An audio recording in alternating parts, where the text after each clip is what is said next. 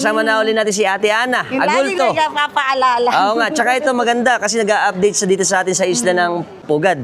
Kung gusto nyo makakita ng update, pakisuportahan si Ate Ana Agulto sa Facebook at makikita nyo ang ating isla uli ng Pugad. Hagunoy! Mamaya sa bayan, sa amin nila Arya. Sige, salamat. At syempre, happy fiesta. Happy Fiesta. At dahil araw ng kapistahan ngayon, kakaibang eksena ang makikita naman natin dito sa atin sa isla ng Pugad, Hagunoy. Ang mga deboto natin ay sasama sa prosesyon at mamaya kasi ang laki ng tubig, sana hindi natin maabutan. At yung mga imahe natin ay iikot pa rin kasama-sama ng ibang mga kangay o yung mga abay, mga isla din na pumupunta rito para makisuporta sa ginaganap nating kapistahan. At dito sa atin, ang ating pananampalataya sa ating mga patron, gaya ng ating mga bisita ng mga tiga Masukol, ay patuloy sumusuporta sa ating mga isla kahit mainit.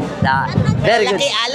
At ang ating pong kalsadahan dito sa ating sa isla ay napupuno ng kasama sa prosesyon at parang tumitigil ang mundo at tumitigil ang oras pagka nakita na natin ang makulay at magandang selebrasyon ng kapistahan sa isla ng Pugad, Hagunoy. Alam din po naman natin ang bayan ng Hagunoy ay isa sa mga bayan na laging namumroblema sa lubugan.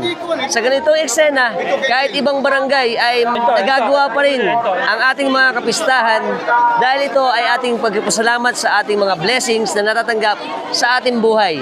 At bilang bahagi rin ng matibay na tradisyon at pananampalataya dito sa atin sa isla ng Pugad sa bayan ng Hagunoy sa probinsya ng Bulacan. Very good.